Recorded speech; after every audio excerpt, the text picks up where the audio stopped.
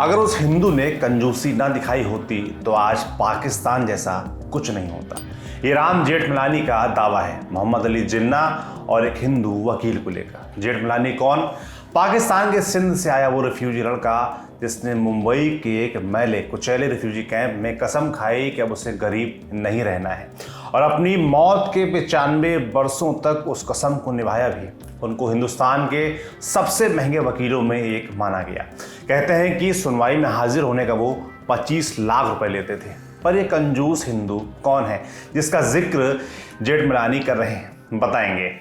नमस्ते, मेरा नाम है सौरभ और आप देख रहे हैं किताबों से जुड़ा हमारा डेली शो किताबी बातें, यानी रोज की एक किताब और उससे जुड़े मजेदार किस्से।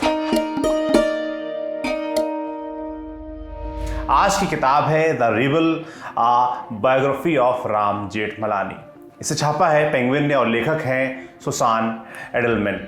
अब वो किस्सा पूरा कर देते हैं जो शुरू में छिड़ा था।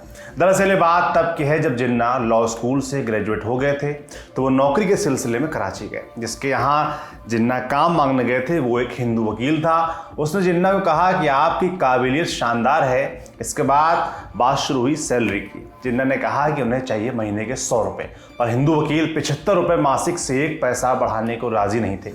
बात नहीं बनी और जिन्ना मुंबई चले आए, जिसने जिन्ना को एक बड़ा मंच दिया। जेठमलानी ने 3 बार मोहम्मद अली जिन्ना को कोर्ट में केस के दौरान बहस करते हुए देखा था। वो जिन्ना की तकरीरों से बहुत प्रभावित थे। हालांकि जिन्ना ये केस हार गए थे। बाद में जेठमलानी कई सभाओं में ये कहते हुए पाए गए कि उस कंजूस हिंदू का ही ये सब किया धरा है। वापस जेठमलानी पर लौटते हैं। वकालत के साथ साथ जेठमलानी का राजनीतिक दखल भी कम नहीं था। साल 1989 में नेशनल फ्रंट की सरकार बननी थी। पीएम की पोस्ट के 3 दावेदार थे, ताऊ देवीलाल, वीपी सिंह और चंद्रशेखर। जेठमलानी वीपी सिंह के सपोर्ट में थे। 30 नवंबर 1989 को उन्होंने चंद्रशेखर के बंगले के आंगन में एक शांतिपूर्वक धरना शुरू कर दिया ताकि चंद्रशेखर अपनी दावेदारी वापस ले लें। बाकायदा शामियाना लगाया गया और जेठमलानी मांग पूरी होने तक अनशन पर बैठ गए। चंद्रशेखर उस वक्त जनता पार्टी के अध्यक्ष थे। उनके समर्थकों कार्यकर्ताओं को ये बात बुरी लग गई। उन्होंने जेठमलानी को घेर लिया और बेरहमी से उनकी पिटाई शुरू कर दी। इसके बाद पुलिस आई और आए भारत मुक्ति मोर्चा से जेठमलानी के सपोर्टर्स। जेठमलानी इस हमले के बाद आतंकित थे। उनके कपड़े फट चुके थे। उन्हें शॉल उड़ाकर जैसे तैसे किसी सुरक्षित जगह पहुंचाया गया। राम इसके बाद भी बाहर कुर्सी पर बैठना चाहते थे। उनकी जिद थी कि उनका ये विरोध प्रदर्शन दर्ज होना चाहिए, पर लोगों ने उन्हें जोर देकर कहा कि आपका यहाँ से निकल जाना ही बेहतर होगा। चंद्रशेखर ने इस घटना पर बाद में कहा कि उन्हें इस हमले के बारे में कुछ भी जानकारी नहीं थी। जैसे ही उन्हें इसके बारे में सूचना मिली उन्होंने माफी मांग ली। ये सब जेठमलानी ने मगर क्यों किया था? इस सवाल को हम यूनिवर्स में छोड़ते हैं, पर इस घटना के पीछे की कयासबाजी लगाई जाती है कि शायद जेठमलानी वीपी सिंह की सरकार में मंत्री पद चाहते थे, क्योंकि उनका अनशन चंद्रशेखर को अपनी जिद से झुका देगा। ये बहुत डाउटफुल है। हालांकि तथ्यों के आश्रय जाएं तो जेठमलानी को विश्वनाथ प्रताप सिंह की राष्ट्रीय मोर्चा वाली सरकार में कोई मंत्री पद नहीं मिला था। अब बात जेठमलानी की एक और जंग की। इस बार सामने कोई राजनेता नहीं बल्कि एक संभावित मुख्य न्यायाधीश यशवंत चंद्रचूड़ थे। किस्सा यह है कि जब साल 1978 में यशवंत चंद्रचूड़ को सुप्रीम कोर्ट का चीफ जस्टिस नियुक्त किया जाना था तो 70 वकीलों ने उनके खिलाफ मोर्चा खोल दिया। ये इमरजेंसी के बाद का दौर था जब मुल्क में जनता पार्टी की सरकार थी और प्रधानमंत्री थे मोरारजी देसाई। वकीलों ने मोरारजी को लिखा कि चंद्रचूड़ को किसी भी हालत में चीफ जस्टिस नहीं अपॉइंट किया जाना चाहिए। इन वकीलों के जत्थे में एक राम जेठमलानी भी थे।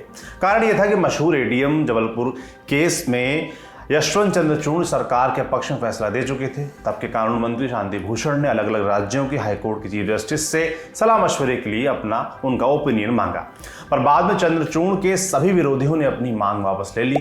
कारण कि उस वक्त यशवंत सबसे सीनियर थे। कानून व्यवस्था के मुताबिक उनका ही नंबर आना था और उस लिहाज से उन्हें अपॉइंट ना करना उसी गलत प्रैक्टिस को दोहराना होता जो इंदिरा गांधी ने की थी, जब उन्होंने 3 वरिष्ठ जजों की वरिष्ठता को दरकिनार करते हुए जस्टिस एएन रे को सुप्रीम कोर्ट का चीफ जस्टिस नियुक्त कर दिया था।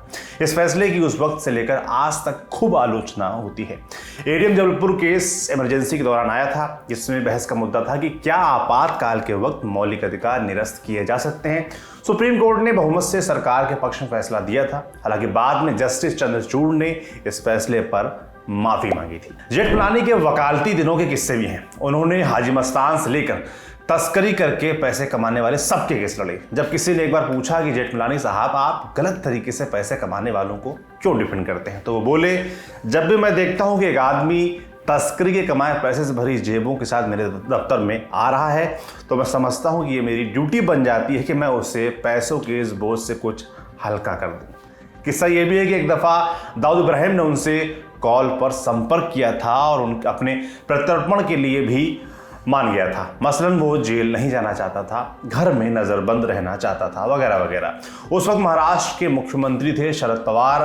बात उन तक पहुंचाई गई और उन्होंने प्रधानमंत्री नरसिम्हा राव की सहमति से शर्तों पर दाऊद को भारत लाने से इनकार कर दिया।